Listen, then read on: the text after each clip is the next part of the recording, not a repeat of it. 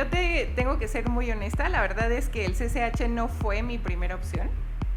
De hecho, pues todos, ¿no? Salimos de la secundaria y queremos una preparatoria, y si es la prepa 9, ¿no? Entrar al CCH para mí fue abrir, así te lo describo, abrir los ojos a la vida real, ¿no? Entonces, para mí fue un año en el que tuve que aprender que las decisiones tienen consecuencias. Pues mi consecuencia fue retrasarme un año, que después también me apresuró en cuanto al tiempo, me dejó casi al límite de poder acceder a mi primera opción. Pero el día que llegué y me paré en un hospital, me sentí chiquititita, así pequeña, tenía ganas de regresarme, creo que a mi casa. O sea, se me hizo súper desafiante porque entendí que a partir de ahí en adelante lo que yo hiciera iba a definir la vida de una persona, ¿no? O sea, creo que muchas personas piensan que cuando eres médico o enfermera te acostumbras a ver el dolor, y la verdad es que nunca te acostumbras, no terminas por acostumbrarte. O sea, que en nuestro país, lejos de ser un derecho, es un lujo. O sea, yo te puedo decir que una persona con una lesión por pie diabético, que tiene una posibilidad económica favorable a una que no lo tiene, esa es la diferencia entre conservar o no una extremidad, ¿no? Abismal. Y que no debería ser, ¿no? Creo que todas las personas que cuentan o no con un servicio médico deberían tener la posibilidad de recibir la mejor atención posible. Sumamente desafiantes. Creo que necesitas tener un control mental y emocional muy preciso. En la licenciatura en enfermería aprendes a discernir cuándo va un procedimiento, cuándo sí, cuándo no, y de qué forma lo aplicas, ¿no? Haces intervenciones, no procedimientos. Se habla mucho tanto en enfermería como en medicina, de la meritocracia, ¿no? Entre más méritos hagas, entre más sufras, entre más no duermas, entre más te desveles, y eso no es sano para nadie. No es sano para nadie, porque ninguna persona que no haya dormido y no haya comido tiene la condición mental y física para responder de manera efectiva ante una emergencia. ¿Por qué? Porque no tenemos médicos especialistas suficientes en nuestro país que trabajen en el medio público, porque especialistas hay un chorro, pero están en el medio privado. ¿Por qué? Porque las condiciones laborales no son las óptimas. O sea, tenemos que pararnos en la realidad de nuestro país. Nadie vive con 3,500 pesos al mes. O sea, esto es un absurdo, es una burla. Y nadie va a ir a costearse a una universidad para ganar 3,000 pesos al mes, ¿no? O sea, creo que están muy mal, ¿no?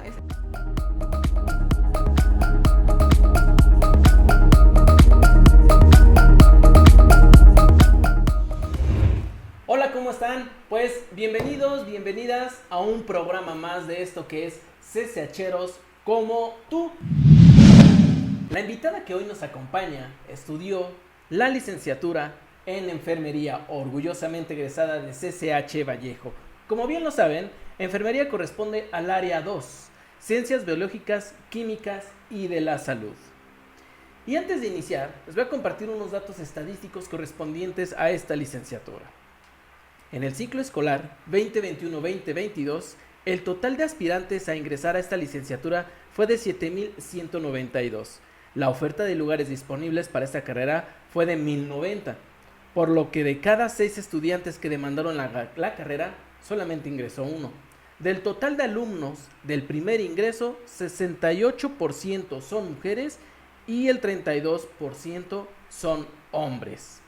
He ahí la importancia del promedio de egresar del CCH en tan solo 3 años para poder ejercer tu pase reglamentado. Y bueno, pues voy a presentar a nuestra invitada, Vania, y voy a hablarles un poco de su trayectoria curricular. Ella es egresada en la licenciatura en enfermería por la Facultad de Estudios Superiores Iztacala. Cuenta con 8 años de experiencia en la iniciativa pública y privada del sector salud en la Ciudad de México y distintos estados de la República Mexicana. Ha desarrollado la profesión de enfermería como docente, investigadora, administrativa y asistencial. Colaboró también en la planeación, implementación y vigilancia del cumplimiento de iniciativas públicas de la Dirección General de Planeación Estratégica del Instituto Mexicano del Seguro Social en favor de la mejora de la atención a las y los derechohabientes en 11 delegaciones de nuestro país.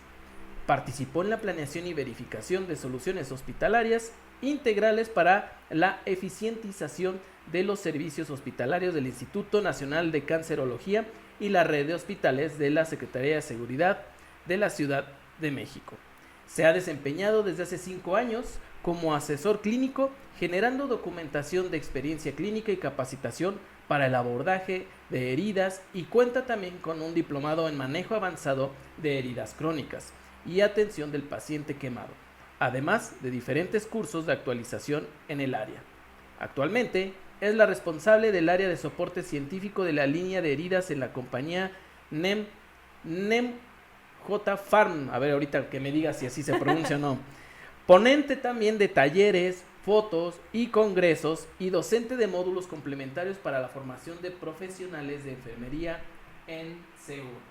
Bueno, pues ahorita nos va a platicar todo esto un poco. Vamos a darle la bienvenida a Vania Yael Mosqueda Moreno. Vania, ¿cómo estás? Hola, Josué, muchas gracias. Bien. Muy contenta de estar nuevamente en mi casa en el CCH. Oye, ¿cuándo fue la última vez que empezaste, Vania? Ay, no hace mucho, La verdad es que yo terminé el CCH hace ya bastantes años, ya perdí la cuenta, pero nunca me he ido completamente de. Creo que una de las partes que más me ha gustado del CCH es esta posibilidad de mantener siempre vínculo con la casa y de alguna forma tener conectividad, de contribuir desde algún punto en cuanto a nuestras experiencias ya en la licenciatura. Durante mi curso por aquí formé parte de un grupo de protección civil, que es una de las opciones técnicas que espero todavía tengan algunos alumnos, y bueno, pues a partir de ahí estuve todavía participando en algunos eventos, foros o capacitaciones que abría el CCH a lo largo de estos años, así que nunca me he ido del todo, pero sí ya los últimos años ha sido menos frecuentes mis visitas. Yo creo que la última vez que vine será hace unos 3 años. ¿No tiene mucho? No mucho. Qué bueno, qué bueno que seas parte también de tu alma mater. Sí. ¿No? Nos gustaría que nos contaras un poco, para iniciar, y vamos a ir avanzando poco a poco. Cuando ingresas al CCH, ¿cómo es Vania en primer semestre? Pues mira, yo te tengo que ser muy honesta. La verdad es que el CCH no fue mi primera opción. De hecho, pues todos, ¿no? Salimos de la secundaria y queremos una preparatoria, y si es la prepa 9, ¿no? Pues qué mejor. Pero creo que era mucho también por el desconocimiento del plan curricular y cómo eran como los programas de estudio, ¿no? Sí, solo me dejé como llevar por el renombre de la preparatoria y como lo que todo mundo quería o aspiraba a ingresar, ¿no? Entonces mi primera opción fue la prepa 9, mi segunda opción fue CCH Vallejo, mi mamá estudia en el CCH Vallejo, y entonces fue como, no, muy buena escuela, shalala, y dije, bueno, pues la ponemos, ¿no? Y bueno, finalmente era de la UNAM, entonces pues eso hacía que me inclinara también un poco por, ¿no? Pero no con conocimiento de lo que es el plan de estudios, la verdad. Y bueno, me quedé en mi segunda opción, pasó todo lo que fue la semana de bienvenida y demás, todo bien, y la verdad es que me tocó en el turno vespertino, ¿no? Entonces eso ya se me hacía como un poco complicado porque pues los traslados y demás, y luego ya era muy noche cuando salía. Usualmente no salía de casa, ¿no? Era la escuela, mi casa, la casa, mi escuela. Entonces, entrar al CCH para mí fue abrir, así te lo describo, abrir los ojos a la vida real, ¿no? Yo salí de mi burbuja, del ir de casa a la escuela, y que muchas veces mis papás me llevaban a la escuela en la secundaria todavía. Y entonces entrar al CCH para mí fue abrir los ojos, desde subir al transporte público, llegar por mi cuenta porque ya no me traían. Eso fue como una experiencia que ahora me parece irrisoria, pero en su momento fue fuerte. Y luego, pues, cuando recién ingresé al CCH, todavía había algunos conflictos con estos grupos porriles y demás. Y entonces eso para mí fue como otro impacto. Y luego, algo que en su momento me fue muy choqueante, pero que ahora valoro mucho, es la diversidad cultural que hay de la población estudiantil en el CCH, ¿no? O sea, yo veía grupos o tribus sociales tan diversas que en la vida de verdad las había visto. O sea, yo no sé si vivía en una burbuja o debajo de una roca, pero nunca había visto tanta diversidad en un solo espacio, ¿no? En su momento fue impactante para mí. insisto, hoy día es algo que valoro porque a partir del conocimiento de la diversidad es como entiendes cómo funciona realmente una sociedad, ¿no? Y que una sociedad pues no es un cuadrito así pequeño ni estructurado que se ve desde todas las aristas igual. Entonces, creo que ha sido una de las cosas más enriquecedoras que me ha podido ofrecer el CCH, el vivir en la diversidad, en tanto de estratos económicos como de condiciones culturales, etcétera, ¿no? O sea, creo que ha sido de las cosas más bonitas que me ha dejado el CCH. Después, pues las primeras semanas no fueron nada agradables para mí. Yo decía, ya no quiero ir a esa escuela, por favor, mamá. Y después ya no había forma de sacarme, ¿no? Pero sí fue como muy choqueante esta parte. Después empezaron los planes académicos y para mí fue un reto autogestionar mi tiempo, ¿no? O sea, creo que ese ha sido también de los retos más importantes y de las experiencias más enriquecedoras o de los beneficios que me ha dado el CCH, la capacidad de ser autogestiva, tanto con mi conocimiento como con mi tiempo. O sea, yo venía de una escuela secundaria donde tenía un prefecto que te decía, no te salgas del salón y métete, ¿no? Y tienes tu clase y a ver tu cuaderno y tienes 10% de asistencia extra porque no tuviste ninguna falta. O sea, toda esta estructura académica, pues nada que ver con el CCH, ¿no? Es algo completamente autogestivo donde tú aprendes lo que quieres aprender. Vienes si quieres venir, si no, no vienes. Digo, he visto que ha habido cambios en el CCH que creo son buenos, pero en mi tiempo, o sea, era completamente autogestivo, ¿no? Si entrabas, si no entrabas, si debías materias, si no las debías, era algo que tenías que asumir tú. Y creo que eso es una parte muy importante en la formación de profesionistas autónomos y responsables, porque además esta estructura ya de autogestión me sirvió muchísimo en la licenciatura, mucho, ¿no? Veníamos, por ejemplo, de estructuras muy diferentes, los compañeros que estaban en una preparatoria o en un bachiller diferente al CCH, porque a la hora que tocaba preparar clases o buscar información, pues para nosotros no representaba algo complejo, porque toda la preparación en el CCH fue así, autogestiva, ¿no? Había un profesor que guiaba los contenidos y que te aportaba mucho, pero quienes realmente estructuraban la clase y el conocimiento, pues éramos los estudiantes, ¿no? Entonces creo que fue una de las partes que más disfruté del CCH, que fue un reto, pero que a la vez considero ha sido de los más grandes aprendizajes o herramientas que me dejó el colegio. En cuestiones de habilidades, ¿vale? Pues la habilidad de investigación, o sea, la parte de investigación la llevábamos prácticamente en todas las materias. Bueno, hasta latín, ¿no? Que podría decir que investigo en latín, pues hasta ahí hacíamos investigación, teníamos que preparar clases, la capacidad de exponer una idea, de defenderla. Por ejemplo, a mí no me costó nada de trabajo redactar ensayos y demás, porque todo el CCH estuve redactando ensayos, discutiendo puntos, una mesa de debate, la oportunidad de plantarme ante un público y expresar una idea, para mí no fue compleja, ¿no? Porque tuve 3 años en los cuales preparé muy bien esas habilidades. Cuando estás aquí en el CCH, vivimos de todo, sí, ¿no?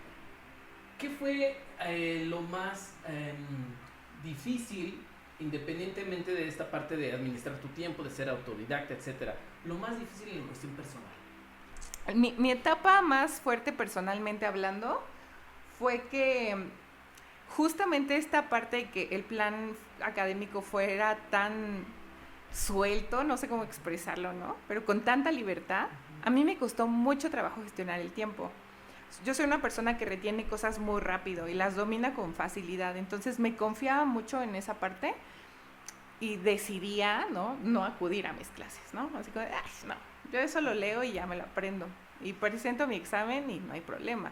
Y bien o mal, pues le vas tomando la medida a los planes académicos y dices, bueno, meto 5 en PAE, meto 3 en extra y la libro, ¿no?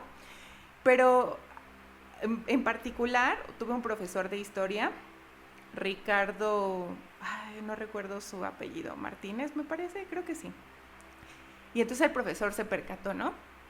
Y me dijo, ¿sabes qué, Vania? Eres una chica muy inteligente, eres muy talentosa, pero la vida no se trata de talento nada más, necesitas disciplina. Y si tú no aprendes a disciplinarte y a tomar que las cosas deben ser como son, no vas a lograr tus objetivos, ¿no?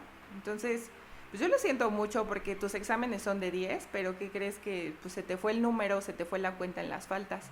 Y yo dije, bueno, ya lo tenía contemplado, me va a mandar a extraordinario. No, pues no presentaste, para mí no presentaste el curso. Entonces tuve que recursarlo y era materia creo que seriada, entonces eso me detuvo. Y entonces empecé a retrasarme con materias y yo dije, la libro, ¿no? Y la verdad es que no, eso fue uno de los aprendizajes más fuertes, el no confiar en demasiado en mis capacidades o mis talentos y saber que también tengo que cumplir con ciertas cosas, ¿no? O sea, si lo pudiera dar como un consejo es muy fácil acreditar el CCH si es una persona inteligente y autogestiva, pero también te enseña a tener otras aptitudes, porque puedes tener, más bien actitudes, porque puedes tener muchas aptitudes, pero si no lo refuerzas con actitudes, pues va para lo mismo, ¿no? Entonces, pues fue tenerle que decir a mi mamá, ¿sabes qué? Pues la verdad, no, ni le dije, creo que ella vino a preguntar y entonces le dijeron como de, sí, toma, aquí está la historia académica de su hija y debía así chorrocientas mil materias, ¿no? Y pues bueno, resulta que tuve que obviamente que recursar, reacreditar y demás, pero pues sí fue el confrontamiento con mis papás, la pérdida de confianza, que a la larga, te puedo decir ahora de una forma madura, fue lo de menos. O sea, la verdad fue el tiempo que perdí, lo que desestimé, la oportunidad que tenía. O sea, creo que ahora ese tiempo, pues pude haberlo invertido en otra cosa, etcétera. No es como que anduviera por ahí malgastando el tiempo, porque me gustaba mucho tomar cursos extracurriculares y demás, solo que sentía que me aburría muy rápido, ¿no? Que necesitaba como más cosas y tenía los tiempos medidos y pues me equivoqué en ese aspecto, pero el CCH es muy noble y siempre te ofrece como la oportunidad de retomar, ¿no? Entonces, para mí fue un año en el que tuve que aprender que las decisiones tienen consecuencias, pues mi consecuencia fue retrasarme un año, que después también me apresuró en cuanto al tiempo, me dejó casi al límite de poder acceder a mi primera opción, ¿no? El pase reglamentario, pues yo estaba así como de arañándolo para no perderlo y que no me dejaran en una carrera que no me gustaba. O sea, ya tuve que como que apresurar más el paso en los últimos semestres para tratar de recuperar lo que había perdido, ¿no? Esa fue como mi parte personal difícil, ¿no? Porque fue como un tanto educarme o reeducarme. Nos platicas que tú elegiste este curso técnico, ¿no? Ajá. Aquí en el CCH. ¿Por qué lo eliges?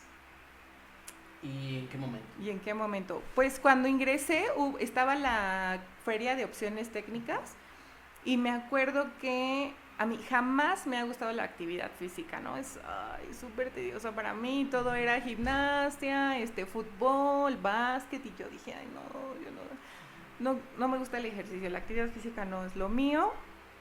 Estaba uno de laboratorista clínico, pero ese día no expusieron, entonces como que solo hay como que esta es opción, pero yo no sabía en qué consistía, y tenía que escoger una, ¿no? Y luego estaba danza, pero creo como que los horarios no coincidían con lo mío, y estaba protección civil. Hicieron una exposición de un empaquetamiento de un paciente y que hacían rapel, y entonces lo pintaron así súper divertido y entretenido, y dije, yo esa quiero, ¿no? Porque van a acampar y van a hacer actividades, o sea, me hizo muy divertida, la verdad, ¿no? Y pues cuando empecé con la opción técnica, sorpresa, ¿no? Fue una opción de mucha disciplina,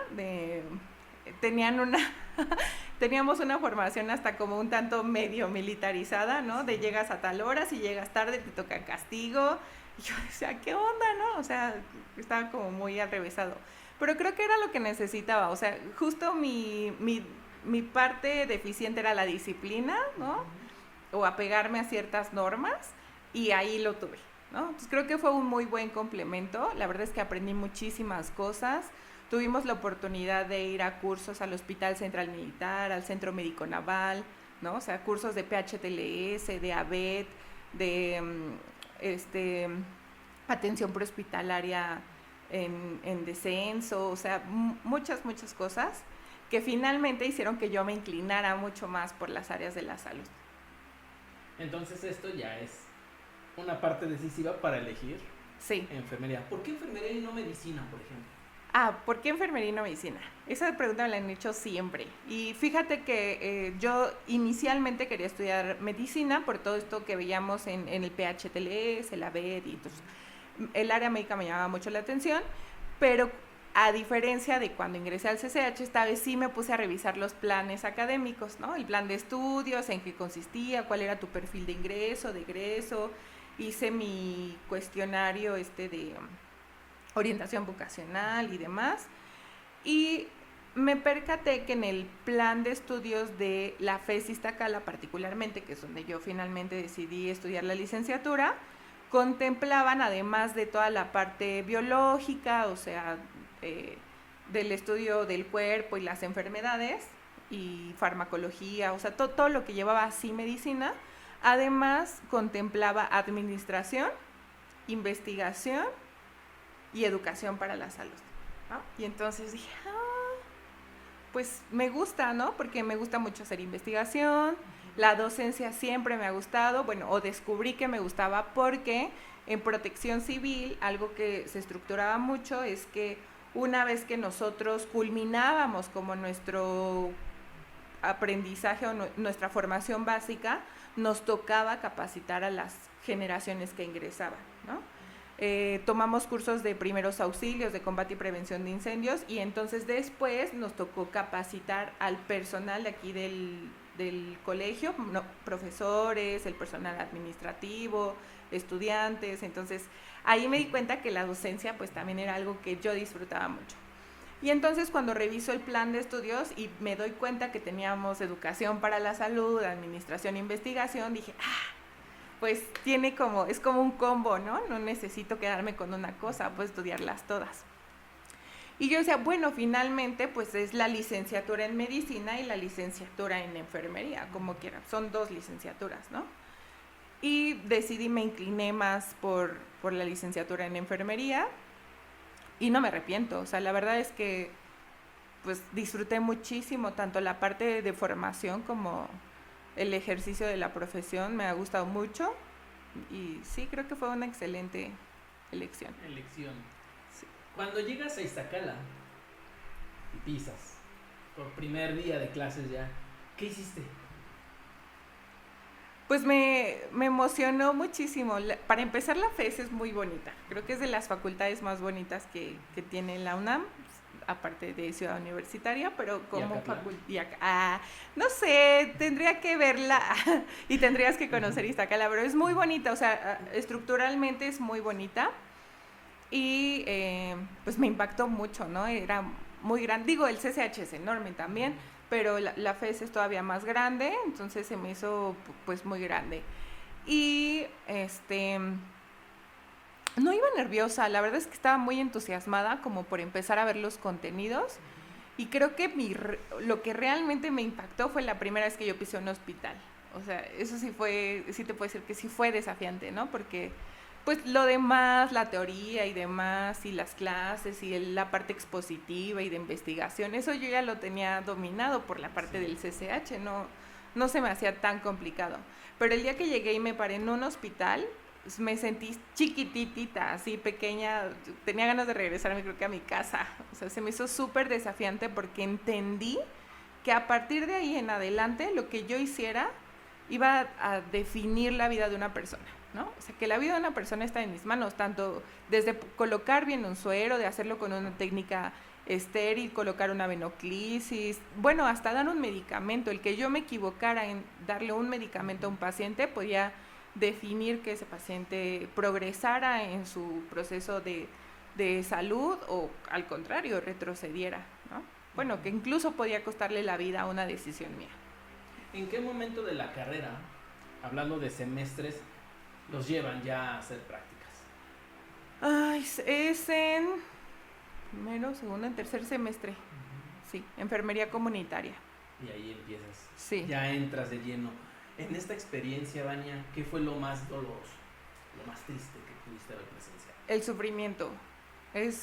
Honestamente es algo con lo que hoy día, después de ya 8 años y que salí de la carrera, no logro lidiar al 100, ¿no? O sea, creo que muchas personas piensan que cuando eres médico o enfermera te acostumbras a ver el dolor. Y la verdad es que nunca te acostumbras. No terminas por acostumbrarte. O sea, el dolor de otras personas no te es ajeno, pero sí aprendes a como a bloquear ciertas cosas, porque para uno tampoco es sano, ¿no? O sea, yo particularmente, o sea, en enfermería tienes la opción de decidir hacia dónde vas, ¿no? Tienes la parte asistencial, que es meramente cuidados de enfermería, toda la parte clínica, independientemente del nivel en el que decidas ejercer, sea enfermería comunitaria, primer nivel de atención, que es las unidades de medicina familiar, segundo nivel de atención, que son los hospitales generales de zona o los regionales, o bien los de alta especialidad como los institutos tipo cancerología, etcétera, ¿no? Y dentro de esos también pues hay especializaciones, si quieres irte para enfermería nefrológica, intensivista, urgencias, cardio, o sea, hay un sinfín de opciones. Yo la verdad es que decidí no inclinarme tanto por la parte clínica, porque esta parte como del sufrimiento constante de las personas, las muertes tan cercanas, sí me pegaba mucho, ¿no? Y algo que para lo que descubrí que era muy buena era para administrar, ¿no? O sea, hacer estas partes logísticas y administrativas era muy buena, o soy, modestia aparte, pero creo que es una de las cosas que se me da bien, mejor de lo que mejor sé hacer. Y la docencia, ¿no? Entonces se fueron abriendo oportunidades que me encaminaron hacia esa parte del ejercicio de la enfermería y lo tomé, ¿no? Y lo disfruté mucho.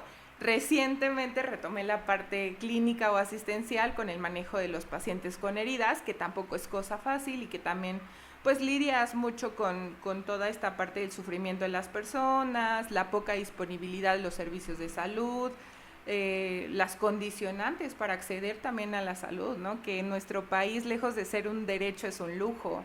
O sea, yo te puedo decir que una persona con una lesión por pie diabético que tiene una posibilidad económica favorable a una que no lo tiene, esa es la diferencia entre conservar o no una extremidad, ¿no?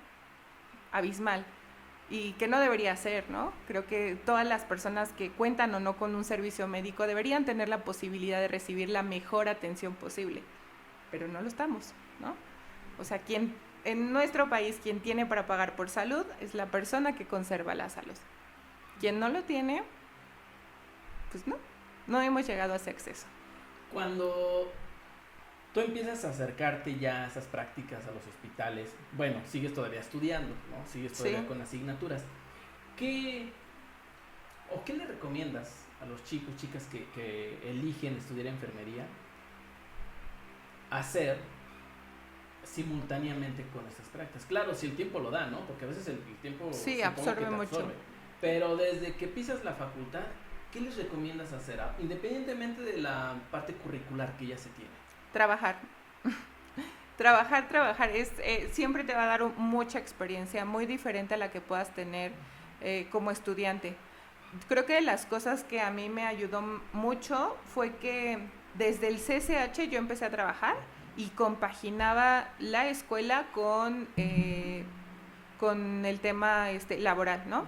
Obviamente buscaba pues trabajos de medio tiempo, etcétera, de fines de semana.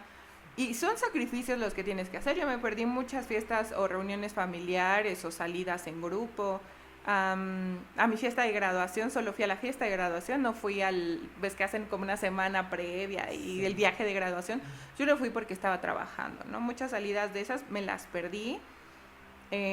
Mi tiempo en la universidad en la facultad se alargó también, no se prolongó, porque yo estaba estudiando y trabajando, entonces cuando había que tomar módulos en la mañana y en la tarde, yo no podía, ¿no? Entonces los módulos de la tarde los aplacé y mi licenciatura, mi paso por la facultad tardó un año más, porque no podía tomar los cursos de manera simultánea como estaban programados, pues porque tenía que estudiar, que trabajar, ¿no? A la par.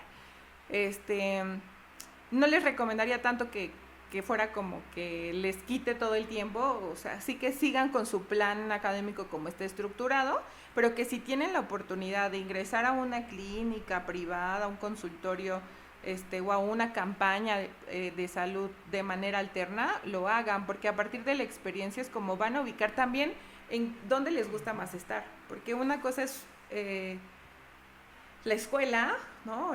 Las actividades que llevas en las prácticas, que son muy limitadas, o sea, el tiempo que tú tienes para hacer la práctica de las habilidades que adquiriste con la teoría es mínimo, ni siquiera con el servicio social lo compensas. O sea, yo creo que, sin temor a equivocarme, de la licenciatura, cuando tú culminas, llevas el 30% de habilidades necesarias para un turno de trabajo. O sea, es muy poco el tiempo que tienes. Además también, imagínate, o sea, no te van a dejar que intubes a un paciente así, ay, bueno, tú intúbalo, tú estudiante, vente, intúbalo, claro. ¿No? O sea, no. Son habilidades que vas aprendiendo ya a lo largo del camino. Y que los aprendes también y los dominas más cuando descubres qué es lo que te apasiona, ¿no? Lo que te decía, o sea, yo tengo compañeros que son excelentes intensivistas, y mis respetos, yo no podría con la sistematización que requiere una terapia intensiva, son súper meticulosos, ¿no? Los compañeros que decidieron irse por enfermería perinatal, por ejemplo, wow, ¿no? O sea, a mí las áreas de los niños se me hacen así de, ¡ay, corro! Prefiero trabajar con adultos, no porque lo demerite, al contrario, me parecen sumamente desafiantes. Creo que necesitas tener un control mental y emocional muy preciso, sí, claro. Muy preciso, ¿no? Y entonces yo dije, no, o sea, yo soy muy buena en esto, pero en esto, no. Creo que es esa parte, ¿no? Que cada módulo que tengan la oportunidad de hacer, lo hagan al máximo, o sea, que traten de hacer todo lo que toca hacer en esos módulos, que revisen todos los contenidos, que le entren igual a todas las tareas, ¿no? Porque no todas nos gustan, pero todas nos enseñan algo. Y pues a partir de ahí es como vas a discernir realmente hacia dónde te quieres ir, ¿no? O sea, hay materias, por ejemplo, que de pronto nos parecen una hueva, que es, oh, ¿eso para qué? ¿No? ¿Qué tiene que ver esto? Yo lo que quiero es aprender a dar RCP, a canalizar, a no sé, ¿no? Queremos como hacer los procedimientos más invasivos, pero la verdad es que lo que te dan las mayores herramientas son las materias que te parecen más aburridas o insignificantes, ¿no? Yo te puedo decir que farmacología, hombre-entorno, toda la parte básica de anatomía y fisiología es hoy día lo que sostiene gran parte de las cosas que hago. ¿Cuánto dura la carrera? Son 4 años. 4 años y un año de servicio social. ¿Crees que se ha romantizado esta área, tanto medicina como enfermería, en el sentido de cómo se comparte luego para los que van a elegir esas carreras, los que están interesados? No creo que esté romantizada, pero está por mucho muy alejada de la realidad la percepción que tenemos. Creo que en el caso de enfermería seguimos mucho con esta idea de que son hacedores, que son cuidadores, que es acercar un cómodo, cambiar un pañal, ¿no? Y la verdad es que no, o sea, enfermería ha evolucionado mucho como carrera, tiene un pensamiento completamente crítico, donde necesitas tener un criterio propio, saber por qué estás haciendo lo que estás haciendo, ¿no? Trabajas en un equipo multidisciplinario donde el médico no es ni tu superior ni tu inferior, son iguales. Él hace su parte del trabajo y tú haces tu parte del trabajo. Y el criterio clínico y crítico de ambos es importante para el restablecimiento de la salud del paciente. O sea, no me parece que enfermería esté siendo vista como debe ser, ¿no? Creo que todavía tenemos mucho esta idea del auxiliar de enfermería, que también es una parte clave, súper elemental para el restablecimiento de la salud y para el funcionamiento de las instituciones de la salud, pero que no es una licenciatura en enfermería, ¿no? Mientras que cuando estudiamos la carrera técnica en enfermería, te enseñan a hacer procedimientos, literal, ¿no? Tú aprendes a hacer procedimientos, a replicar, en la licenciatura en enfermería aprendes a discernir cuándo va un procedimiento, cuándo sí, cuándo no y de qué forma lo aplicas, ¿no? Haces intervenciones, no procedimientos. Sí. Es completamente distinto. Yo te puedo decir que en el área que ahora estoy, que es la atención de personas con heridas crónicas, yo tomo la determinación de qué plan de cuidados va a seguir esa persona. Brindo orientación alimenticia, que cuando veo una persona que tiene requerimientos nutricionales muy precisos, lo hago a partir de una valoración. Sé que una persona tiene una deficiencia nutricional o un excedente, o que no hay un adecuado apego a tratamiento si es un paciente diabético, que no hay una adecuada perfusión tisular, y entonces a partir de ahí, de un criterio clínico, determino derivar ese paciente con otros especialistas. Nada se puede hacer en el área de la salud por sí sola, o sea, enfermería no funciona solo, el médico no funciona solo, el internista no funciona solo, el cirujano no funciona solo. Todos somos un equipo multidisciplinario que requiere de diferentes enfoques, porque así es la persona. Claro. Es un ente complejo, ¿no? Multifactorial, que puede estar bien en el cuerpo, pero si la mente no se atiende, pues en algún momento pues decae. Entonces, sí creo que no se ha enfocado bien enfermería en cuanto a todo lo que requiere, ¿no? Nos vamos pensando, fíjate que algo ahí, cuando yo ingresé a la licenciatura, me encontré con que muchos de mis compañeros o compañeras pensaban en estudiar enfermería porque les parecía una carrera fácil. Después tuve la oportunidad de ser docente de diferentes módulos de enfermería a nivel técnico y después a nivel licenciatura, y esa era la percepción, que enfermería es fácil, y no hay nada más alejado de la realidad, no es nada fácil, ¿no? Entonces sí creo que no se tiene el enfoque que debe. Y en cuanto a medicina, es una decisión, me parece, sumamente compleja.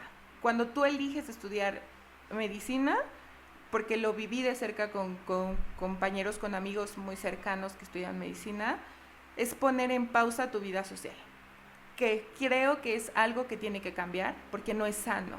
No es sano para quienes estudian enfermería o medicina pasar horas y horas sin dormir, o sea, tienen guardias extenuantes, que creo que no es nada humano, ¿no? Se habla mucho tanto en enfermería como en medicina de la meritocracia, ¿no? Entre más méritos hagas, entre más sufras, entre más no duermas, entre más te desveles, y eso no es sano para nadie. No es sano para nadie, porque ninguna persona que no haya dormido y no haya comido tiene la condición mental y física para responder de manera efectiva ante una emergencia, ¿no? Entonces sí creo que tienen que cambiar todavía muchas cosas, están cambiando, lo cual me parece muy bueno. Los planes académicos se han modificado, los reglamentos clínicos se han modificado. O sea, yo te puedo decir que cuando entré a la licenciatura, me revisaban así con lupa el uniforme, lo cual me parece bueno, pero de pronto era como súper excesivo, ¿no? O sea, si tú llegabas 5 minutos tarde, te regresas, si no entras al campo, y una falta en campo clínico te cancelaban, o sea, ya no podías regresar y era repetir la materia. Dependía ahí de pronto del criterio del profesor, pero había profesores que tú llegabas 5 minutos, porque a mí me pasó, llegaba 5 minutos tarde, adiós. Oye, pero es que vengo de San Juan de las Pitas y se cruzó un tráiler. No es mi problema. Oye, es que me enfermé. Pues no te enfermes ahorita, estás en campo clínico. Cosas que eran como muy absurdas, sí, y que han ido cambiando afortunadamente a partir de los años. Pues sí creo que hay una idea no romántica, sino alejada, sí, de la realidad. Fíjate, me voy a regresar un poco. Ahorita retomamos esta parte de la experiencia. ¿Dónde haces tu servicio social y por qué? Mi servicio social lo hice en la Dirección General de Servicios Médicos de la UNAM, así se llamaba antes, hoy es Dirección General de Atención a la Salud, está en Ciudad Universitaria, y decidí hacerlo ahí porque cuando estuve en el CCH, la Dirección General de Servicios Médicos de la UNAM, si mal recuerdan o ustedes lo han vivido aquí, son quienes vienen a hacer toda esta parte del EMA, del examen médico automatizado. Entonces, ellos se coordinaban mucho con nosotros en Protección Civil para la elaboración y la estructuración, más bien para la aplicación de los EMA y todo lo que era la coordinación de la semana de bienvenida. Entonces, a mí me llamaba mucho la atención las cédulas que se aplicaban del examen médico automatizado. ¿Por qué? Porque pues me parecía como muy, no me parecía, me parece muy importante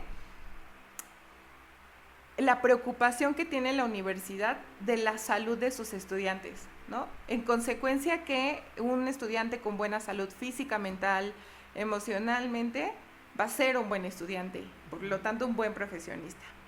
Entonces, esta parte de la aplicación del lema me gustaba mucho. También estaban las ferias de salud reproductiva, otro tema que me apasiona muchísimo, me gusta mucho, porque creo que la educación de salud reproductiva no es lo que debiera ser, ¿no? O sea, durante muchos años hemos seguido enseñando la salud reproductiva a partir de la limitación, de la abstinencia, y haciéndolo con ese enfoque que jamás vamos a conseguir los resultados que queremos, ¿no? O sea, a nadie le gusta que le digan lo que no puede hacer, mejor dime cómo lo hago de una manera segura, ¿no? Entonces, creo que hay muchos tapujos, creo que la información no llega hasta donde tiene que llegar o no la que debe. Yo te puedo decir que como estudiante de la licenciatura en enfermería, fui a abrir los ojos allá de muchas cosas, ¿no? Que se supone que yo ya había recibido educación sexual y reproductiva en la preparatoria, en la secundaria, y están completamente alejadas de la realidad cuando ya lo ves, ¿no? Entonces yo dije, ¿dónde están todas esas herramientas? Estas herramientas que a mí me dieron en las exposiciones en la prepa, no me sirvieron de nada, ¿no? O sea, están lejos de lo que debe ser. Entonces ahí empezó como mucho mi interés por estar en esas ferias, porque yo dije, yo ahora sé lo que yo quería saber cuando estaba en la prepa, cuando estaba en la secundaria. Entonces ahora que lo sé, lo puedo compartir con otras personas. Entonces esa parte igual me gustaba muchísimo, y en general las jornadas de las ferias de la salud que organiza la Dirección General de Servicios Médicos de la UNAM me parecen bien importantes y me parecen un muy buen programa, que si se le invierte más, creo que puede dar muy buen resultado, y que necesitas, para que funcione, romper muchos tabús en las mentes de los directivos y los administrativos de las universidades, de las preparatorias, para que eso a su vez impacte en la población y perderle, siento yo, un poco el miedo aquí a los papás, ¿no? A los padres de familia, porque están muy limitados a decir, ay, no, es que los padres de familia se van a molestar si hablamos de estos temas con los alumnos. ¿Y qué? Si no los hablas tú, los van a buscar en redes sociales, lo van a buscar en el internet, y no va a ser realmente la información que deban tener, ¿no? Entonces, bueno, a partir de todo esto es que pues yo vi que la Dirección General de Servicios Médicos de la UNAM pues ya tenía todo un programa estructurado, y dije, yo quiero, ¿no? Yo quiero estar ahí y quiero hacer como lo que tengo en mente en el plantel donde me toque estar, ¿no? Sí. Hubiera querido que fuera el CCH, pero pues no estuvo factible estar en el CCH, sí en la Dirección General, pero estuve asignada a la Escuela Nacional Preparatoria número 3, que tiene secundaria conjunta. La iniciación, ¿no? Ajá, iniciación universitaria, preparatoria, algo así, ¿no? Entonces, estuve en ese, y también fue una experiencia muy enriquecedora. Bien desafiante, porque los adolescentes tú les hablas una cosita así y ellos sacan un borlote enorme, ¿no? Sí. Pero muy buena, me gustó mucho. Muy bien. Terminas tu servicio, ¿cómo te titulas? Ay, por examen profesional, ¿no? Yo la verdad te decía, la autogestión del tiempo no es una de mis habilidades, entonces dije, puta, lo que hago una tesis o una tesina, o no, me voy a llevar una eternidad. Y además, pues sé lo que sé, ¿no? Claro. Pues yo apliqué y dije, voy a aplicar mi examen, y si no lo paso, pues ya busco otra opción, ¿no? Porque yo lo que quería era ya terminar, porque además yo ya tenía una propuesta de trabajo y tenía ya que irme, o sea, era sí o no y ya, pero no iba a tener tiempo para hacer todas estas cosas de titulación y demás, ¿no? Entonces dije, no, pues hago el examen. Y ya lo hice, y pues sí, a la primera lo pasé. ¿Y cómo fue tu primer trabajo? ¿Es este? El que... Ajá, bueno, mi primer trabajo en forma, ya saliendo de egresada, sí, porque anteriormente, te digo, trabajé para, ¿puedo decir marcas? ¿Que nos patrocina? Suben, sí, ¿no? Sí, trabajé para Laboratorios Chopo, ahí había un programa de vacunación para neumonía, aplicación de vacuna para neumonía, y trabajé en ese programa, ¿no? Lo que hacía era siempre he sido como súper autogestiva porque el CCH me lo ha dejado, ¿no? Entonces mi función era prácticamente solo decirle a las personas, ¿no? Oigan, contamos con la vacuna para la neumonía, ¿no? Pero pues yo me daba cuenta que pues la gente luego ni sabía como qué les iba a beneficiar la vacuna ni nada, ¿no? Entonces, platicando con la gerente de la sucursal, le dije, oye, ¿y si les doy como una charla, ¿no? De la neumonía y por qué y la vacuna? Sí, Vania, si tú quieres hazlo, ¿no? Entonces yo ahí diseñé mi plan de capacitación y todo, y mientras la gente esperaba para pasar a sus laboratorios, yo les explicaba pues por qué era importante prevenir la neumonía, cuáles eran los grupos de riesgo y todo eso, y pues ya la vacuna se vendía sola, ¿no? Eso fue como mi primer trabajo relacionado con la carrera, pero pues no era como tan en forma y todavía era estudiante yo ahí. Luego tuve la oportunidad de apoyar como profesor adjunto para chicos que estaban en formación de enfermería técnica de grupo SEDVA, ¿no? Ahí era profesor adjunto y también los acompañé a sus prácticas de campo clínico. Eso también fue mientras fui estudiante de la licenciatura. Y cuando egreso, tuve la oportunidad de estar en un proyecto de la Secretaría de Salud de la Ciudad de México, donde se estaba elaborando el expediente clínico electrónico. Ese fue mi primer trabajo, ¿no? Fue como el trabajo más grande, el proyecto más grande, ya egresada de la facultad. Ok. ¿Cómo es tu desarrollo profesional? Saliendo ya después, por ejemplo, después de esta experiencia en la Secretaría de Salud de la ciudad. Ha sido maravilloso. No, he sido inmensamente feliz en el desarrollo de mi profesión. Creo que las cosas que más me llenan o me satisfacen ha sido la práctica de enfermería, porque he probado todas sus aristas, ¿no? En esta parte del plan de la Secretaría de Salud colaboré para el diseño del aplicativo, ¿no? Aquí quien ganó la licitación fue una empresa española y ellos trajeron todo el esqueleto del sistema electrónico que pues era un sistema porque no era solo el expediente, ¿no? Esa era la diferencia. Venía el expediente del paciente electrónico, pero además era un sistema porque se intercomunicaba o se interfazaba con todos los servicios clínicos y administrativos del hospital, ¿no?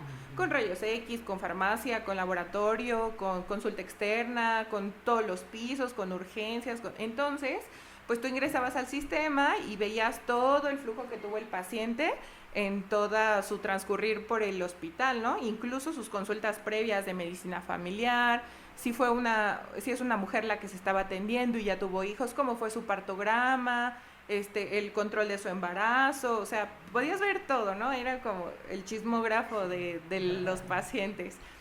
Entonces, pues sí, ahí contribuimos en el diseño del aplicativo para asegurarnos que cumpliera con la normativa mexicana y que fuera funcional, ¿no? O sea, que tú como enfermera encontraras todo lo que necesitabas encontrar para hacer tus actividades diarias, que como médico lo encontraras, como anestesiólogo. Entonces, sí fue una tarea bien titánica, porque cuando creíamos que ya estaba listo, lo llevábamos a la práctica y era de, mierda, me faltó esto, ¿no? Entonces regresábamos y se hacían ajustes con el equipo de ingeniería, de sistemas. Fue muy enriquecedor ese proyecto. Después del diseño se llevó a la práctica y entonces vino la parte de capacitación, donde capacitamos a las enfermeras, a los médicos, al personal administrativo, a todo el personal del hospital para que aprendieran a utilizarlo.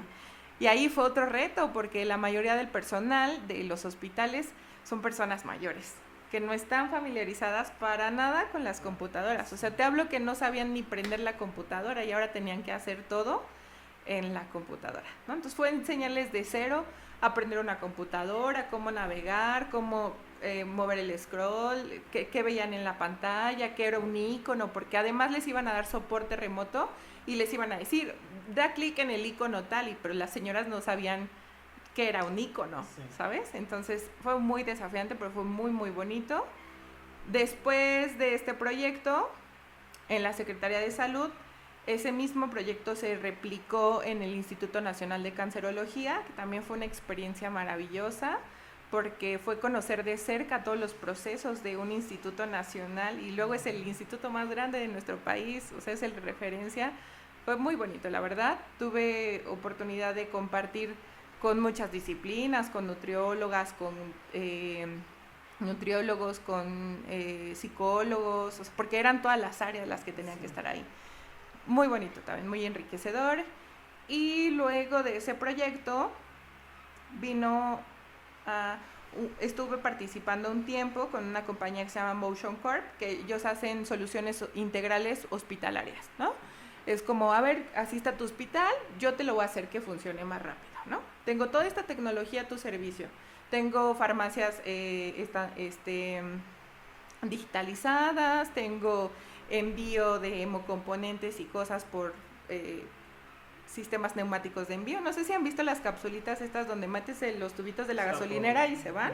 Bueno, todos esos sistemas se implementaron ahora en el hospital y para que pudieran ser validados y aceptados tuvimos que hacer una validación de hemocomponentes. Eso se hizo en el INCAN, en el cual constatáramos que al hacer el envío de las muestras sanguíneas y de las tomas de laboratorio y de los paquetes globulares y demás, en este sistema no sufrían ninguna alteración. Y suena sencillo, pero fueron semanas, meses de mucho trabajo de estar haciendo los envíos de prueba, tomar las muestras y otra vez ahí. Pues me gustaba mucho la investigación, ¿no? Entonces, pues también ahí fue muy padre. Y mientras estaba en esta compañía me invitaron a un proyecto del IMSS, que fue para la DPEI, que fue la Dirección Estratégica Institucional del IMSS, en la administración de Miquel Arreola. Aquí se hicieron 4 programas para la eficientización de los servicios de salud, que fue Unifila, que funciona en las unidades de medicina familiar, que es que si anteriormente tú ibas a consulta sin cita no te atendían, ¿no? Era como que, no, joven, hay que sacar ficha a las 5 de la mañana, si no, y el que alcanzó, y si no, enférmese otro día, porque no hay espacio, ¿no? Entonces, a partir del estudio se dieron cuenta que, pues, aun cuando ya no había espacio para citas, resulta que no se aprovechaban todos los espacios para consulta, porque había muchos pacientes que no llegaban, otros que cancelaban, etcétera. Entonces, Unifila empezó a aprovechar todos esos espacios muertos para dárselo a las personas que llegaban sin cita. Entonces, tú llegabas a tu consultorio, veían si había espacio en la agenda, si no había espacio en la agenda te mandan a la Unifila. La Unifila es una fila de todos los consultorios, ¿no? Entonces ya forman ahí a todos los pacientes que van llegando sin cita de todos los consultorios y cuando se libera un espacio en otro consultorio, te mandan, ¿no? No importa que no sea el tuyo. Entonces, esto permitió incrementar la satisfacción del derechohabiente, mejorar los tiempos de espera, etc. Ese fue uno.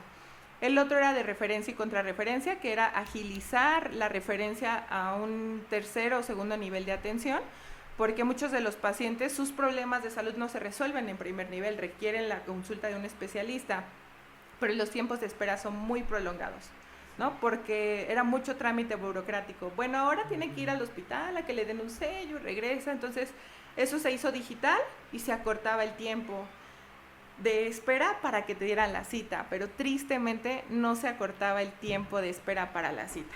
¿Por qué? Porque no tenemos médicos especialistas suficientes en nuestro país que trabajen en el medio público, porque especialistas hay un chorro, pero están en el medio privado. ¿Por qué? Porque las condiciones laborales no son las óptimas. O sea, imagínate que una consulta con un especialista tiene que ser en 20 minutos. El especialista necesita más que 20 minutos para explorarte adecuadamente, ¿no?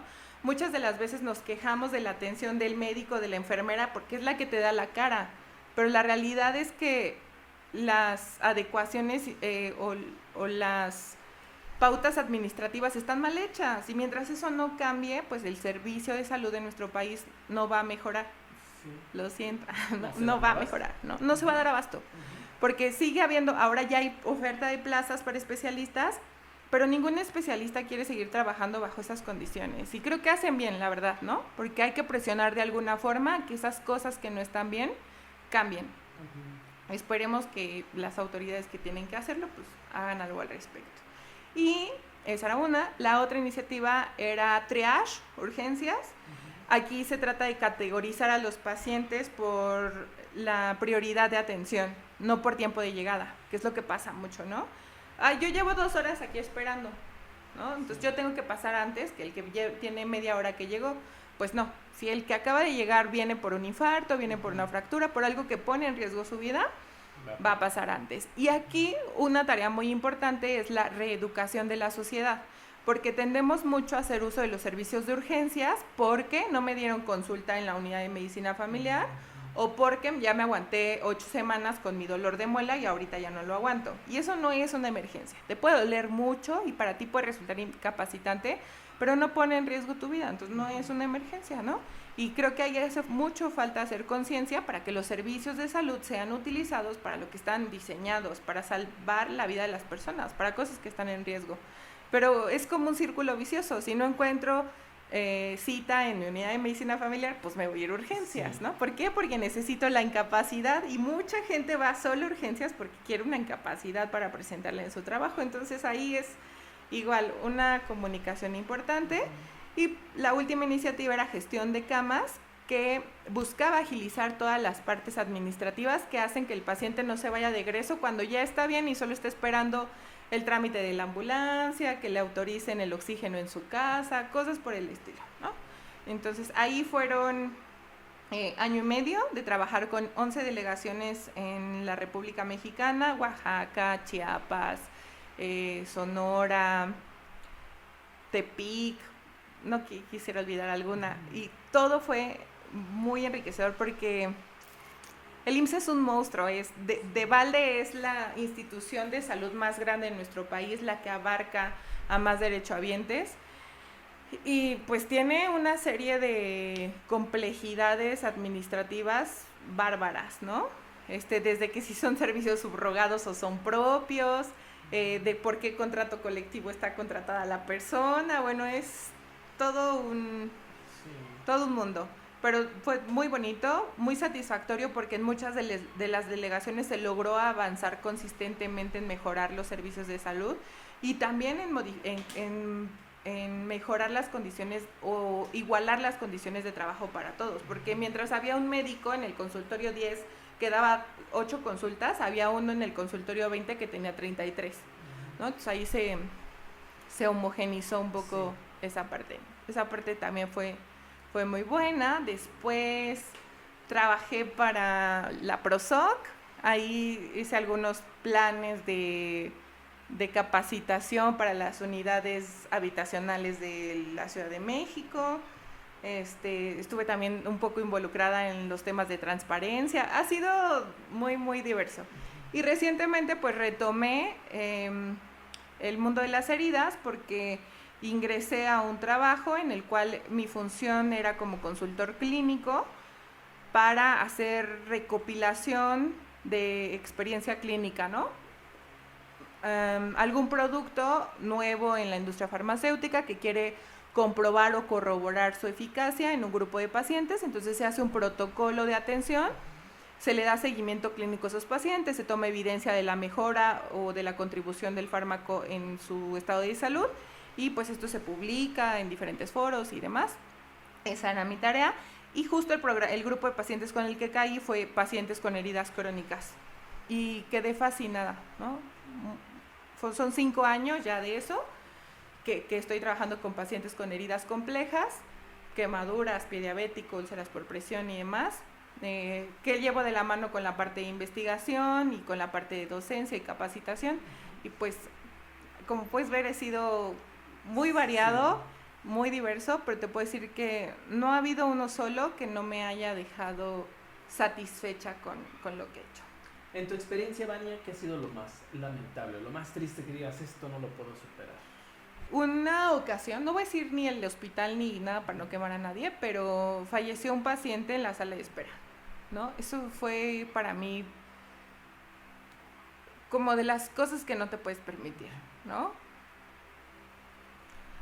Porque creo que ahí fueron muchos factores. Fue la desidia de la familia por llevar a la persona a tiempo.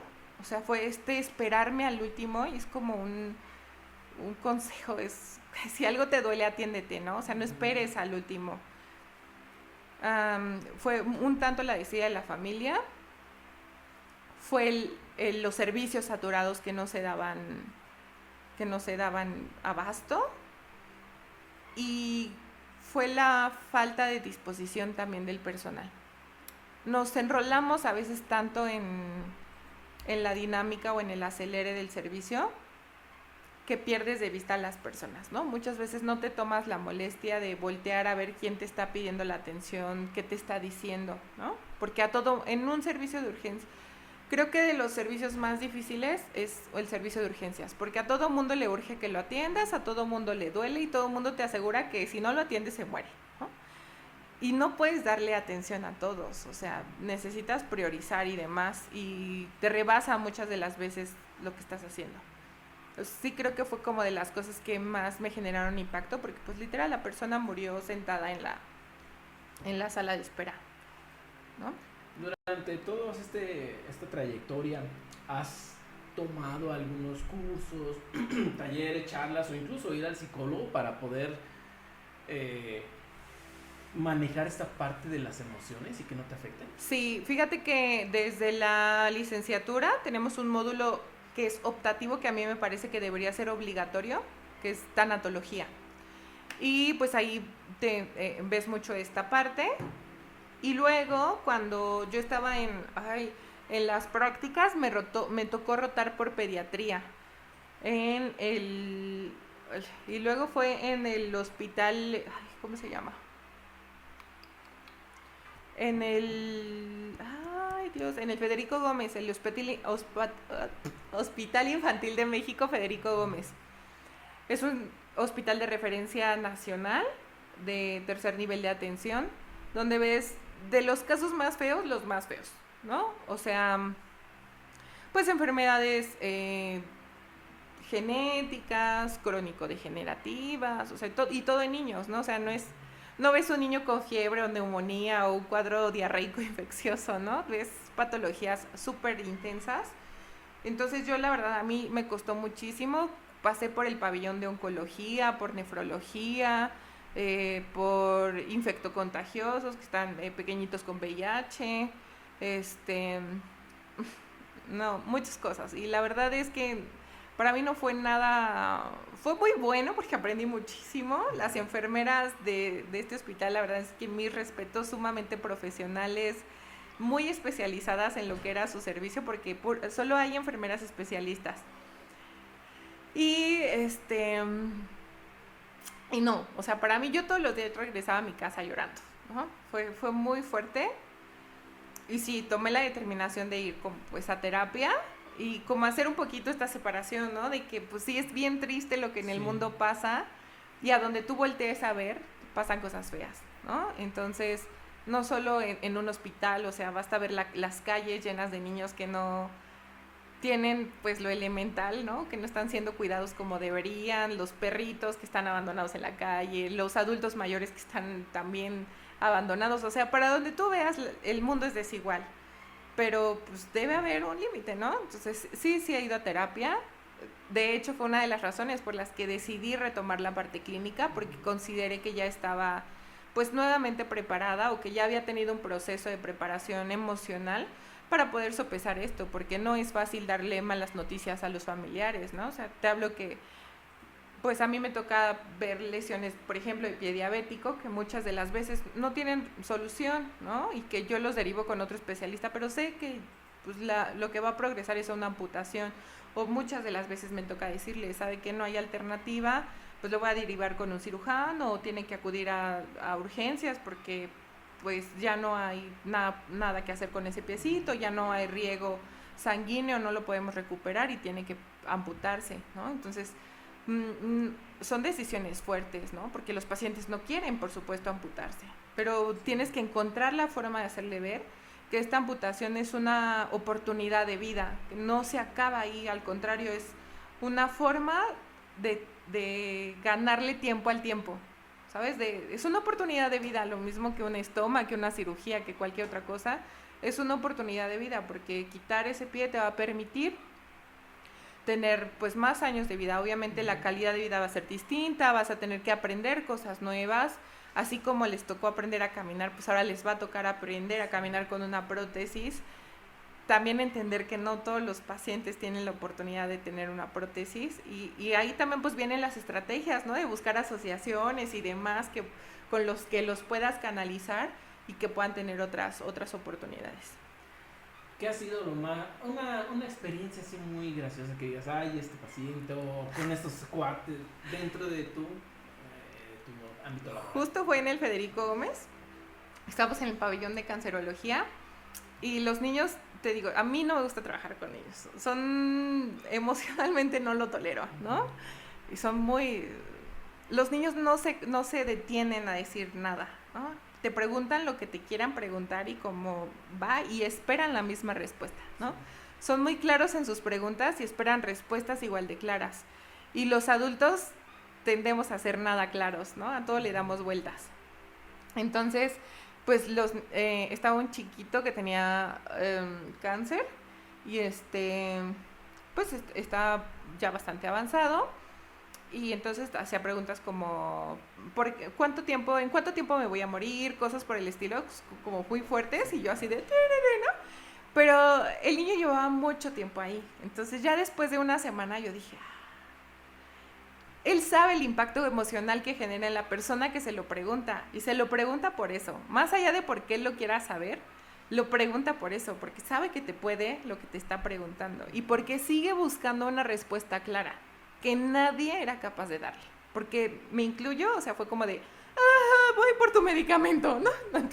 Oigan, les habla el niño, no sabía cómo responder, y como yo había muchos, o sea, él estaba buscando que alguien le diera la respuesta que él quería, y pues no la encontraba, ¿no? Entonces, era un niño muy reactivo, parecía un señor chiquito, muy malhumorado, y con un humor muy ácido, ¿no? Entonces me acuerdo que le llevé un día su comida y le digo, ay, ahora sí vas a comer, mira, te trajeron pescado, era pescado empanizado y verduras, ¿no? Y te trajeron pescado empanizado y agua de limón y no sé qué, y el niño así, no, y deja de hablar como tonta, ¿no? Y yo, ¡ay, pinche escuincle! Y yo, ok. Bueno, pues levántate y come tu pescado empanizado con tus verduras, niño, ¿no? Porque necesitas comer, si no te vas a seguir sintiendo mal. Y a mí no me gusta el pez. Y le digo, es pescado, no es pez, porque el pez, cuando lo pescan, pues ya es pescado, ¿no? Ya no está en el agua, ya no es pez. Entonces tomó el filete, así, y lo metió en el vaso del agua de limón y dijo, pues ahora es pez. Y yo, pues trágate tu pez entonces ahí, flotando en el agua de limón. Sí, no, los niños son muy divertidos o son muy crueles. Por eso no me gustan los niños. Oye, me gustaría saber ya casi por terminar, porque, híjole, es que es tanta información, tantas experiencias. Yo siento que hablo y hablo, lo siento si me explayo. Está genial, porque realmente es eso que platicábamos, ¿no? A veces los chicos pueden tener esta parte, como bien lo dices, pues solo informada por encima, pero realmente no te dicen, y ese es el propósito de estas charlas, que sepan realmente qué es la enfermería, ¿no? Al igual que las otras carreras, que vean y digan, si voy o no, creo que no, zafo. Mejor zafo, exactamente. ¿Qué opinas de la medicina alternativa a la par con la medicina alópata? Sí. Fue una pregunta ríspida, guardo lo mejor para el final. Yo soy partidaria de la medicina alternativa siempre y cuando haya un seguimiento preciso con un profesional de la salud, ¿no? Hay médicos homeópatas, hay enfermeras que han hecho un largo camino sobre medicina homeopática, terapias alternativas, por ejemplo la acupuntura, la meditación, la herbolaria en general, pues tiene muchas propiedades buenas.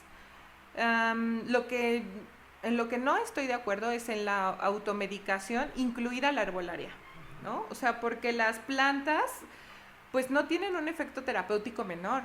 Muchos medicamentos provienen justamente de las plantas y tienen efectos tanto terapéuticos como tóxicos importantes. Entonces, creo que si alguien decide optar por la medicina alternativa, está en su derecho. Si se tratara de mi persona, yo optaría por un punto medio. O sea, mi tratamiento de base lo haría con medicina alópata, que está como bien fundamentada y sustentada. y a la par utilizaría terapias alternativas que me permitan mitigar los síntomas o avanzar en mi proceso. Creo también que la medicina está haciendo evolución, sí ha evolucionado de manera fascinante. Recientemente estaba leyendo sobre terapia genética y molecular y me asombra mucho, por ejemplo, los avances que hay en cuanto a células madre, implantes mesenquimales, o sea, es sorprendente, fascinante los avances que se han hecho en pro de la medicina. Pero creo que uno cuando opta por opciones alternativas que no están reguladas, ese es el problema, que en nuestro país no están reguladas y en México lo que no está prohibido está permitido. Y entonces cualquier persona puede plantar una farmacia o un local y llenarlo de cosas alternativas, desde cuarzos hasta cápsulas con fitoterapia, y decir, mira, ¿qué te duele? La panza, tómate esto. Tengo indigestión, tómate esto, ¿no? Pero la verdad es que los síntomas no siempre son solo los síntomas nos están hablando de un problema mayor. Y si tú no estás siendo valorado por un profesional de la salud capacitado, corres el riesgo de estar enmascarando por mucho tiempo sintomatología que te está diciendo tu cuerpo que algo grave está pasando, ¿no? Entonces, pues como ya llevas años, por ejemplo, un cáncer de estómago, y llevas años atendiéndotelo con cuachalalate, hasta con Yakult, cosas por el estilo, que para que se me quite la acidez, para que se me quite el dolor, para que se te quite todo lo que no debería de estar, pues no está porque algo malo está pasando, ¿no? Debe haber una revisión, una valoración que descarte problemas mayores, y pues yo los utilizaría así, como sumados a un tratamiento de base, ¿no? Sí, un complemento, y sí, a lo que sí recurriría, pues son a estas opciones terapéuticas nuevas, ¿no? De genética, moleculares y demás, porque pues vienen de lo mismo, de investigación y están documentadas y demás. Por ejemplo, hay avances muy importantes en cuanto al tratamiento de autismo con células madre, la diabetes, por ejemplo, pues se ha visto que con algunos implantes de exosomas tienen un efecto de estimulación del páncreas que permite que la persona deje de utilizar hipoglucemiantes, incluso insulina, y que con una dieta bien establecida y con ejercicio más el implante pueda empezar a retomar otra vez una vida normal, ¿no? Sin tener que utilizar insulina e hipoglucemiantes. Claro, no todos son candidatos, se tiene que hacer por fases, ¿no? Tiene que haber la valoración de un médico especialista en el tema. Entonces, hay muchos avances, hay muchas opciones, son carísimos, por cierto. Volvemos a lo mismo, el acceso a la salud no es para todos, ¿no? Pero esperemos pues que pronto estas opciones que son tan innovadoras, por ejemplo, no solo en cuanto a células madres, te hablo de que hay una nueva clase de medicamentos para personas con diabetes que ya no causan los efectos secundarios de la metformina y de la glibenclamida, que son los más conocidos, que ahora además tienen un efecto protector renal y un efecto protector cardíaco, que al contrario, antes estos medicamentos pues te dañaban, pero todavía no están disponibles en el sector público, y puedes acceder a ellos porque ya están, pero tienes que pagar por ellos, claro, y los costos son elevados, ¿no? Entonces, pues nuevamente la desigualdad ahí en cuanto al acceso a los servicios de salud, pues nos deja con una limitación de posibilidades, pero pues en general sí estoy a favor de la medicina alternativa. Creo que son un gran que te ayudan mucho, son de gran ayuda para la salud de las personas, pero que deben ser, insisto, reguladas, ¿no? Debe haber una regulación en cuanto a leyes para su establecimiento, que creo que eso aportaría mucho, y que si como individuo van a tomar la determinación de utilizarlas para el cuidado de su salud, pues lo hagan con profesionales de la salud, ¿no? O sea, que se aseguren que son médicos titulados, enfermeras tituladas, que conocen del tema y que saben por qué, o fisioterapeutas, ¿no? Por ejemplo, sí, pues ya hay muchos acupuntura, digitopresión, no sé, muchas cosas que te ayudan a descontracturar una zona, a trabajar mejor un esguince. ¿no? Pero de pronto pues van con personas que no están certificadas y generan más daño. Claro. Existen algunos mitos, y con eso ya vamos cerrando, dentro de esta área de la salud, ¿no? En el sentido de que es cierto, que a veces, y luego porque nos comentan en nuestro perfil cuando nos proponen las licenciaturas, ay, ¿cuándo medicina? ¿Y cuándo eso? Estos fenómenos que se dan luego en los hospitales paranormales, entre comillas, ¿es cierto que existe una planchada? Que se escuchan voces luego y todo ese Pues tipo de mira, cosas? a mí como tal, eso no me ha tocado. Mi experiencia dentro de los hospitales no ha sido tanta. Tanta como una enfermera que está en el hospital, ¿no? Porque Claro.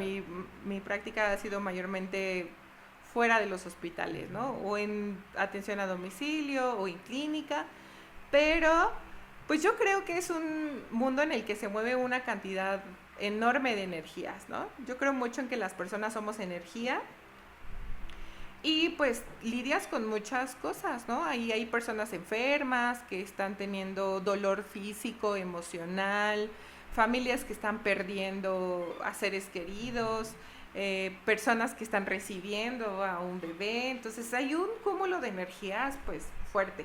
Y sí se siente, eso sí te puedo decir, que sí se siente muy distinto un servicio de gineco, de recuperación, donde todos están felices con los bebés, y se siente muy diferente un servicio de urgencias, completamente al área de patología o medicina interna. O sea, cada servicio tiene su vibra, ¿no? Sí. Su vibra muy distinta, y creo que es en función a las emociones que ahí se manejan finalmente. Y pues sí, todos cuentan estas historias, a mí no me ha tocado experimentar. Ah, no es cierto, sí. Una vez, en el hospital El General de la Villa, estábamos dando un curso, porque esos cursos se daban a los 3 turnos, el del expediente electrónico. Se daban a los 3 turnos y la mayoría de los turnos que yo tomaba eran nocturnos porque me permitían hacer en la mañana el servicio social, ¿no? O sea, yo hice mi servicio social y estaba trabajando. Entonces, pues estaba yo pasando las calificaciones y sentí que alguien me puso la mano en el hombro. Y yo volteé porque pensé que era alguna de las chicas, ¿no? Entonces volteo y no vi a nadie y dije, oh. Pues fue cosa mía, ¿no? Sí. Idea mía. Y ya seguí pasando mis calificaciones y escucho ¡pum! Que cierran la puerta. Y yo ok, pues no, ya seguí yo lo mío. Dije, no, me voy a apurar para irme con las chicas a los cuartos a dormir, ¿no? Porque me quedaban los descansos de enfermería. Sí. Y de pronto escucho que me hablan, Vani. Y yo así de... Pero por la ventana. O sea, haz de cuenta que estaba aquí el escritorio y allá donde están los cristales hay una ventana chiquita. Y entonces yo dije, ay. Pero como si fuera, o sea, no de abajo, sino que estaban al otro lado de la ventana. Entonces yo me iba a asomar, pero cuando me levanté para asomarme sentí así como, me dio mucho miedo y ya no quise ir, ¿no? Y me regresé, guardé mis cosas y dije, ay, no, voy a terminar de pasar las calificaciones allá con todos, ¿no? Ya me dio miedo. Y ya, me fui. Y les pregunté, ¿no? Y dije, ay, es que fíjense que me asustaron ahí en la biblioteca y no sé qué. ¿No te asomaste a la ventana, verdad? Y yo, no, pues no, o sea, sí me hablaron, pero no me asomé. No te asomes, cuando te hablen ahí, no te asomes. Es que quién sabe que de ahí por un alma penando y esas cosas, ¿no? Y yo así como de, ok. Pasó. Al otro día cuando ya salí en la mañana, me di cuenta que esa ventana, o sea, no tiene pasillo, no tiene nada, da ya hacia la calle. Es un 3er piso además, 2º piso. Y lo que está abajo es patología, que es donde llevan pues, los cuerpos, ¿no? Y yo... Y ya, o sea, es lo más como... Sí, pues inexplicable que me ha pasado. Yo dije, pues, ¿quién cerró? Mi lógica fue, la ventana está abierta, pues el aire cerró la puerta, ¿no? Pero ya que alguien me hablara, dije, pues algún maldoso o maldosa. Sí. Pero las enfermeras de ahí, pues sí, tienen 1000 historias. Qué interesante, ¿no? Ya en algún momento tendremos aquí a alguien también de medicina que les pueda contar. Sí, a mí afortunadamente no. No sé si no lo he percibido. Te digo, la energía sí es un hecho, sí, claro. Pero que me hayan asustado así tan feo, no, ni quiero. ¿Cuánto percibe aproximadamente en cuestión de sueldo, salario, un egresada de enfermería? Híjole, varía muchísimo, muchísimo. Hay, yo he encontrado que hay pagos de 4,000, 5,000 pesos al mes, lo cual me parece horrible, ¿no? Yo no aceptaría ese sueldo. Creo que tiene que ver también mucho con tu preparación y tu perfil, por eso les sugiero que desde que están estudiando, pues empiecen como a hacer ahí algunos pininos para que pues tengas algo de experiencia más allá del servicio. Y pues en el IMSS, en el ISSSTE, me parece que por ahí andan como en 11, 14,000 al mes. Y pues en la privada te puedes encontrar diferentes sueldos, ¿no? Yo en mi primer trabajo, el que te platicaba, pues yo ganaba por hora 200 pesos. Normalmente en el día daba 8 horas. Y, o sea, eso era de un curso y a veces me aventaba 3. Entonces, pues sumen. Sí. Hagan cuentas, ¿no? 3 por 8. Bueno, si nada más de 2 cursos, 2 por 8, 16 por 2 en un día. Depende, o sea, insisto, depende mucho de para dónde te perfiles. Bueno, hay sus pros y sus contras, ¿no? En esta parte yo no tenía prestaciones médicas, no tenía seguro, no tenía pues ni seguro de vida, ni seguro de gastos médicos, nada. O sea, era como prestador de servicios profesionales, yo facturaba lo que me pagaban, lo facturaba y iba ahí, ¿no? Y pues también tenía que administrar ese dinero pues para mis vacaciones, para los días que no trabajaba, para mi aguinaldo, o sea, no tenía ninguna de esas prestaciones. Claro. Creo que recientemente vi en las noticias que hicieron un recorte del salario que están percibiendo o que pretenden que perciba enfermería y medicina, bueno, en general todas las ramas, a partir de esta homologación del IMSS Bienestar. Me parece un abuso. Yo creo que como profesionales de la salud no podemos permitirlo. Bueno, creo que ningún profesional puede permitir ese atropello porque tenemos que pararnos en la realidad de nuestro país. Nadie vive con 3,500 pesos al mes. O sea, esto es un absurdo, es una burla. Y nadie va a ir a costearse a una universidad para ganar 3,000 pesos al mes, ¿no? O sea, creo que están muy mal, ¿no? Esas condiciones laborales no son viables. Insisto, es una de las razones por las que encontramos tantos especialistas en la parte privada y no en el área pública, ¿no? Porque además también te limitas. O sea, yo te puedo decir que para la atención de las heridas crónicas, la mayoría de los hospitales tienen gasas, vendas, solución inyectable y un par de apósitos. Las que más tienen, ¿no? Porque otras luego ni gasas ni vendas, ¿no? Muchos de los pacientes compran el material con el que se les atiende, que es algo que no debería pasar, pero bueno, lo compran, ¿no? Pero hay instituciones donde además que no tienen lo que necesitas para atender a tus pacientes, no te permiten que el derechohabiente o el paciente compre nada. O sea, si tú les llegas a pedir algún producto para que avance más rápido, te puedes conseguir una sanción administrativa, perder hasta tu puesto de trabajo. Que es como absurdo, ¿no? O sea, si tú no estás dando las condiciones para poder brindarle atención, de algún lado tiene que salir, ¿no? Pero, pues no, insisto, legislativamente hay mucho por hacer en el sector salud de nuestro país. Que es también otra de las cosas en las que he podido meterme como enfermera, ¿no? En mesas de trabajo con algunos partidos políticos, etcétera, tratando de que se puedan hacer algunas adecuaciones a las leyes, que es todo un tema y ha sido muy complejo, te absorbe mucho tiempo, necesitas enfocarte muchísimo y pues luego dejas tu trabajo y otras cosas, ¿no? Que ya esperemos muy pronto tener a alguien de ciencias políticas, ¿no? Sería sí, interesante ver a ver sí. cómo, si es fácil hacer todas estas gestiones o no. Pues por la experiencia poca que yo tuve en estos temas de legislaciones, no es nada fácil, ¿no? O sea, hacer una propuesta de ley no es sencillo, requiere, para empezar, de mucho análisis y conocimiento del tema, requiere pues también un respaldo legal importante para saber hasta dónde puedes llegar, ¿no?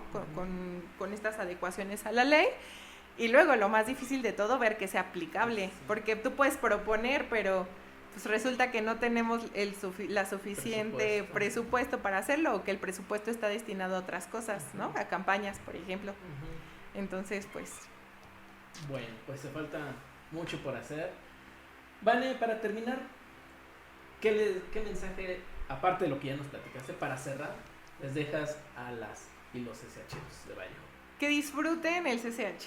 Para mí fue la etapa más bonita académicamente hablando, porque no solo me dio todas estas herramientas, sino que me dio amistades sumamente entrañables, que hoy día siguen siendo mis amigos, que más allá de una amistad creo que pues han pasado a ser mi familia, que compartieron conmigo toda esta travesía de pasar a ser niña o adolescente a un adulto, y fue maravilloso. La verdad es que la experiencia en el CCH fue sumamente enriquecedora. Tuve la oportunidad de tener excelentes maestros que les estaré eternamente agradecida, no solo por sus enseñanzas de habilidades académicas o estratégicas, sino por las enseñanzas de vida, que también han sido maestros de vida. Y pues yo este plantel lo amo, lo atesoro con el corazón, ¿no? Disfrútenlo mucho. No se confíen, ¿no? Les habla la voz de la experiencia. Yo sé que aquí seguramente van a tener a muchos alumnos modelo que terminaron en su tiempo. Yo no lo soy y no quería dejar de pasar la oportunidad de decirles, pues, se puede equivocar uno, vale la pena recomponer, pero si pueden no perder tiempo, no lo hagan, no vale la pena, la verdad. Y pues aprendan de todo, ¿no? Aprovechen todas las herramientas que les da el CCH, que no son pocas. O sea, realmente otras escuelas quisieran tener, por ejemplo, estas opciones técnicas que oferta el CCH para enriquecer su experiencia, que les va a servir de mucho, como no tienen idea en su preparación ya profesional. Y algo bien importante también, si ustedes se saben mover, el CCH les brinda una enorme cantidad de redes personales que les van a coadyuvar para el crecimiento profesional y personal, ¿no? O sea, si tienen la oportunidad de meterse a un club de robótica, no lo desaprovechen. Si tienen la oportunidad de meterse a estas cosas de intercambio cultural, que vi apenas que venían profesores de otros países, no lo desaprovechen, ¿no? El CCH tiene esa bondad de darte ramas para que tú te pesques de ellas y crezcas tan alto como quieras.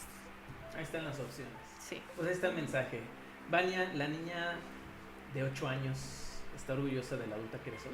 Mucho.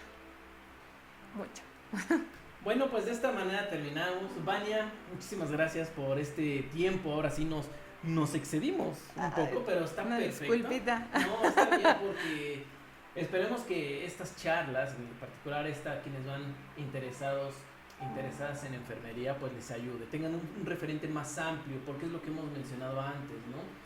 Es lo que no te dicen de las carreras. Te puede decir la instancia de la UNAM, requisitos, cuántos egresos, plan de egreso. Sí, campo laboral.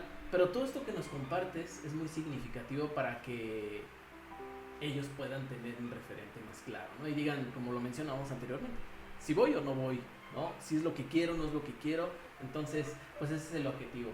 Pues muchas gracias, Vania. Gracias a ti, Josué, encantada, y muchas gracias por la invitación. Pues sigan disfrutando de estos podcasts y encantada de haber participado. Pues ahí está. Chicos, chicas, CCHeros de CCH Vallejo, no se despeguen, denle ahí, suscríbanse a nuestro canal para que tengan de manera inmediata los últimos videos, los últimos podcasts. Recuerden que también estamos en nuestro canal oficial de Spotify para que escuchen todos estos podcasts en el trayecto a su casa, a la escuela, donde vayan, ¿vale? Entonces, este es CCHeros como tú y nos vemos la próxima. Recuerden, somos comunidad. Hasta la próxima.